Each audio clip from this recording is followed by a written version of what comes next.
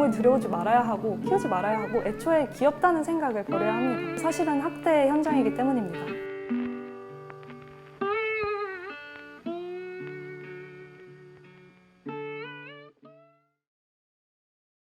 안녕하세요. 야생에서 긴팔원숭이를 연구하는 이윤정입니다.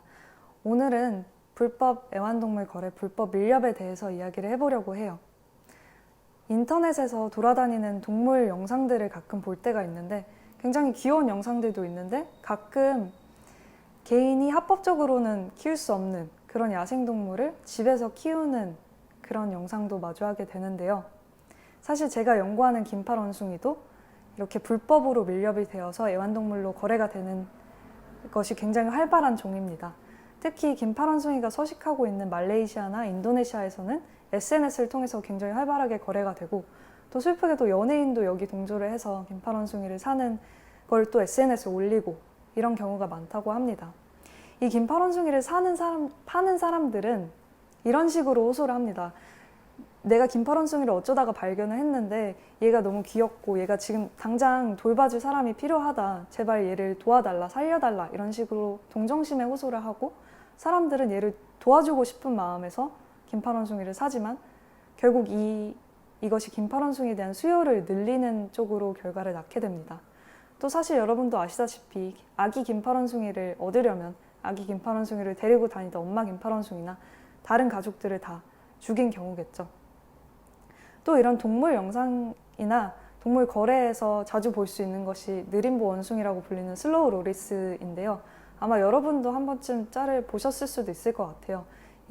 어떤 사람이 슬로우 로리스를 키우는데 막 이렇게 간지럼을 피우면 슬로우 로리스 이렇게 양팔을 들면서 이거를 사람들이 이제 귀엽다고 하는데, 사실 이 행동이 슬로우 로리스가 굉장히 공포에 질려 있고 자기를 방어하기 위한 행동이라는 것이 밝혀졌습니다. 하지만 이런 긴팔원숭이나 슬로우 로리스가 뭐 인도네시아나 말레이시아 혹은 우리가 자주 보는 그 동물짤에서 나오는 영어를 쓰는 나라에서만 있는 일이 아니고 대한민국에서 또 버젓이 일어나고 있는 일입니다. 제가 2013년에 슬픈 과학자라는 단체에서 동물을 위한 행동과 함께 대한민국 야생동물 거래 실태를 조사를 했는데, 그 당시만 해도 돼지꼬리 원숭이, 슬로우 로리스, 일본 원숭이, 계잡이 원숭이, 다람쥐 원숭이, 긴팔원숭이 굉장히 많은 영장류들이 거래가 되고 있었어요. 또 작년 2019년에 동물복지문제연구소와 휴메인벳에서 같은 조사를 했는데 상황은 하나도 개선이 되지 않았습니다. 오히려 하이에나나 일본 원숭이 같이 대형 희귀 동물들이 80여 종이 거래가 되는 것이 발견되었다고 합니다. 과연 이게 어떻게 가능한 걸까요? 얘기를 들어보면 일본이 한국보다 멸종위기 반입 규제가 약하기 때문에 일본을 통해서 합법적으로 세탁이 되어서 들어오는 경우도 있다고 하고요. 국내에서 거래가 되는 실태를 보면은 내가 가족같이 키웠는데 이사를 가야 돼서 여력이 안 돼서 가족같이 키워주실 분을 찾는다, 이렇게 올라오는 글들이 많이 있습니다. 야생동물을 키운다는 것은 야생동물과 사육자 모두에게 위험한 일이고, 특히 영장류 같은 경우에는 인수 공통질병이 있기 때문에 더욱더 위험하고요. 이 야생동물이 자라게 되면서 정신적인, 신체적인 스트레스가 쌓이기 때문에 결국에는 처치곤란이 되는 겁니다. 이렇게 처치곤란이 되면은 거래뿐만이 아니라 버려지는 경우도 굉장히 많습니다. 사례를 예시로 들어볼까요? 2014년에 상주에서 느림보 원숭이 슬로우 로리스가 발견이 됐는데 거의 녹내장 때문에 시력을 상실한 상태였고요. 또 2015년에 부산 주택가에서 슬로우 로리스 3마리가 발견됐는데 역시 굉장히 빼짝 마른 상태였습니다. 2016년에는 비단 원숭이를 가방에 넣어서 밀반입을 하려다가 공항에서 적발된 사례가 있었고요. 2018년 북한산에서 계잡이 원숭이가 발견됐는데 잡고 보니까 목줄이 있었고 학대 흔적도 있었습니다. 또 같은 해에 청양 칠갑산에서는 일본 원숭이를 포획을 하려다가 실패해서 결국 사살했고요. 또 같은 해에 대전 보문산에서도 다른 일본 원숭이가 발견이 됐는데 이 원숭이는 포획에 성공을 하긴 했지만 보낼 곳이 없어서 대전 아쿠아리움으로 갔다고 합니다. 또 2019년에는 경기도 광주에서 흰손 긴팔 원숭이가 나타나기도 했습니다. 만약에 본인이 가족처럼 정말 키웠다면 왜 얘네들이 버려지는 걸까요?